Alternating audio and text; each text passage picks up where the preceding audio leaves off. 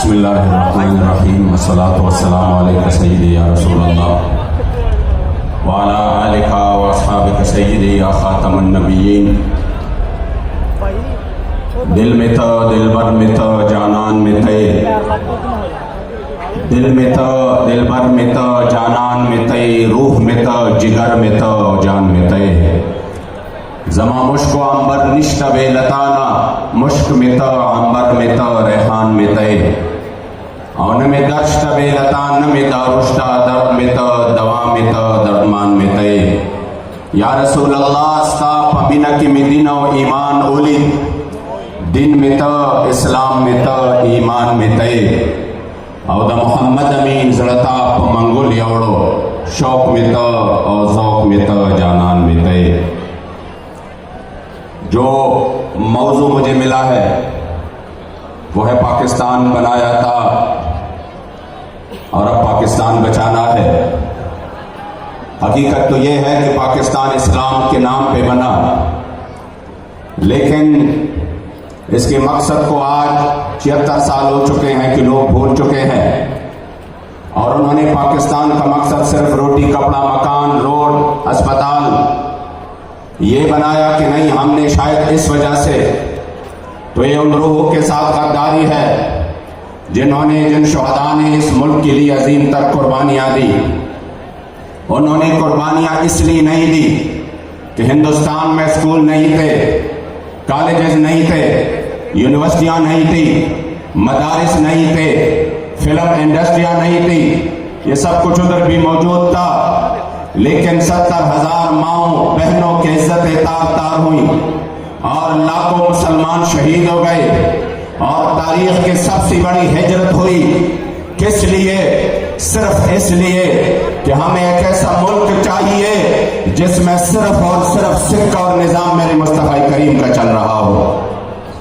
میرے جد امجد فرماتے تھے منفلتانا پاکستان وقت قرآن دا پارا چپا قرآن نشی رنا دا پاکستان بسوی اور چدا قرآن قانون فخ پخفل وطن کی نوی چدا ظالم ہوں شیطان نوی نو شیطان بسوی. پاکستان کو ہم اس وجہ سے ہمارے اسلاف نے بنایا، قربانیاں دی، جھیلیں کاٹی. اور یہ اگر کوئی کسی نے تاریخ کے ساتھ زیادتی کی ہو اور وہ شاید یہ سمجھ بیٹھا ہو کہ پاکستان مظاہروں سے کہ ہم نے بڑے احتجاج کیے تو پاکستان بنا یا عدم تشدد کے فلسفے سے بنا، یہ تو چرچنی بھی لکھا اپنی یادداشت میں کہ 1857 کے جنگ آزادی کے مجاہدوں کے ساتھ ہمارا ٹاکرا تھا تو وہ اس طرح مجاہد تھے کہ ان کے ہاتھوں میں جو سوٹیاں تھی وہ کام کر رہی تھی، جو ہمارے توپے وہ کام نہیں کر رہے تھی. تاریخ اس پر گواہ ہے کہ پاکستان آزاد ہوا ہے، انگریز یہاں سے بھاگا ہے تو وہ کسی ریفرنڈموں کی وجہ سے نہیں، وہ کسی بھی احتجاج کی وجہ سے نہیں، وہ عدم تشدد کی فلسفوں کی وجہ سے نہیں. اگر پاکستان سے انگریز برصغیر پاک و ہند سے بھاگ چکا ہے تو وہ صرف اور صرف مجاہدین کی جذبہ جہاد سے بھاگ چکا. لیکن آج انہوں نے ایک طرف تو یہ زیادتی کی کہ پاکستان بنانے کے مقصد کو بھول گئے اور دوسرے طرف اب بچانے کے لیے انہوں نے وہ فرسودہ نظام رائج کیا کہ کبھی کہتے ہیں کہ نہیں ہم قرضے لیں گے تو یہ ملک بچ جائے گا، ہم جو ہے یہ IMF کے سامنے لیٹیں گے تو یہ ملک بچ جائے گا. بابا جی ہمیشہ قبلہ امیر المجاہدین رحمت اللہ تعالی علیہ ونور اللہ مرقدہ الشریف ہمیشہ اقبال کے اس انداز میں فرماتے تھے کہ یہ مت کہنا کہ ہمارے ہاتھ میں کچھ ہے نہیں، ہم جب سے معاشی طور پر مضبوط نہیں ہوں گے. آپ فرماتے تھے سبب کچھ اور ہے تو جس کو خود سمجھتا ہے، زوال بندے مومن کبھی زری سے نہیں، اگر جہاں میں میرا جوہر آشکار ہوا قلندری سے ہوا ہے تونگرے سے نہیں. اگرچہ زر بھی ہے دنیا میں قاضی الحاجات جو فقر سے ہے میسر تونگری سے نہیں. اگر جمع ہو میرے قوم کے جسور و غیور تو قلندری میری کچھ کم سکندری سے نہیں.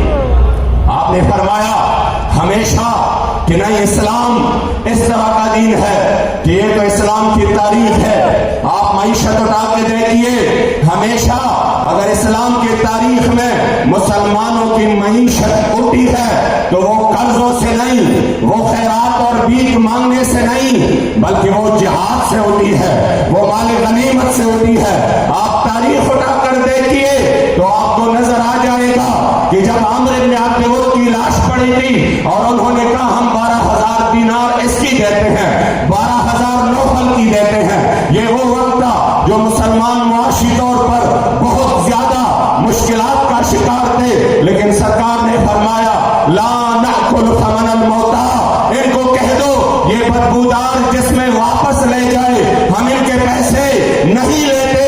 اس لیے جب یہ فرانس کی بات تھی تو یہ آگے ہمیں کہتے تھے ہمارا معیشت بیٹھ جائے گا، آپ اس معاہدے سے پیچھے ہٹ جائے، ہمارا امپورٹ ایکسپورٹ خراب ہو جائے گا۔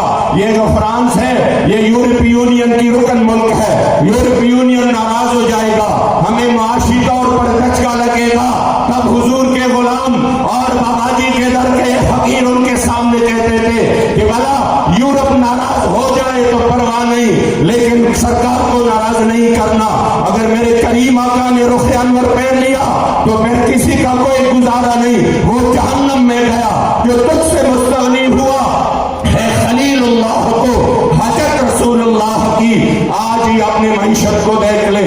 اسی وقت جب ہم کہتے تھے تو آگے سے کہتے تم ملا لوگ ہو، جذباتی ہو جاتے ہو، اور ہم یہ بزنس کے اکائیاں وغیرہ چیک کرتے ہیں، ہمارے پاس معاشی لوگ اور معیشت والے سمجھنے والے لوگ بیٹھے ہیں، لہٰذا تو نہیں سمجھتے۔ ہم نے کہا وقت دکھائے گا کہ جو مرد کلندر کی بات ہے وہ ہو کے رہے گی۔ حضور کے سامنے آ جاؤ، حضور کے در پہ آ جاؤ، دعایا نظر تے کیوں بد نصیبہ، ہزارہ رنگا وچ رنگے دے محمد۔ اگر آج بھی یہ پاکستان کو بچانا چاہتے ہیں تو اس کا صرف اور صرف ایک ہی حل ہے، اور وہ یہ ہے کہ اسلام کی طرف آ جائے، اسلامی نظام کی طرف آ جائے۔ یہ جو انہوں نے مصنوعی محبتیں ہمارے دلوں میں ڈالنے کی کوششیں کی ہے، بخدا مجھے یاد ہے کہ جب پرویز مشرف کی دور سے سب سے پہلے پاکستان کا نعرہ لگا، یہ بڑا دلکش نعرہ تھا، ہر کسی کے دل کو بارہ تھا، لیکن میں نے اسی وقت دیکھا کہ ایک مرد کلندر نے اس کا مقابلہ کیا۔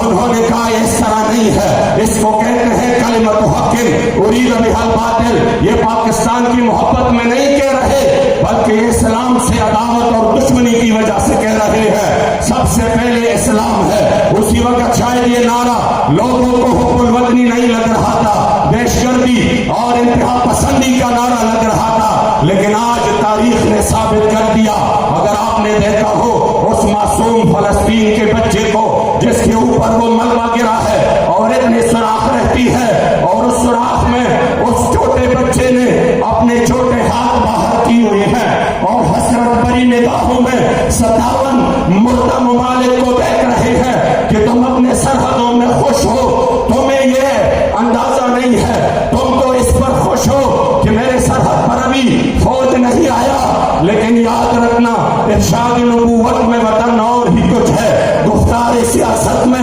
وطن اور ہی کچھ ہے۔ یہ میرے چھوٹے چھوٹے ہاتھ ہوں گے اور آپ کے گریبان ہوں گے، تیاری پکڑ لینا، خدا کی قسم تحریک لبیک ان چھوٹے ہاتھوں سے اپنے گریبان کو بچانے کے لیے آج میدان میں ہے، اور یہ عزم کر رہا ہے کہ بھلے ہمارے جانے چلے جائے، ہم سب مٹ جائے، لیکن جب ہم نے بابا جی امیر المجاہدین کے آواز پر لبیک کہا ہے تو اسی پر اپنے بات سمیٹ لوں گا کہ وہ ہم نے رسمن نہیں کہا، شرح جامی نے اس کا معنی لکھا، اردیمو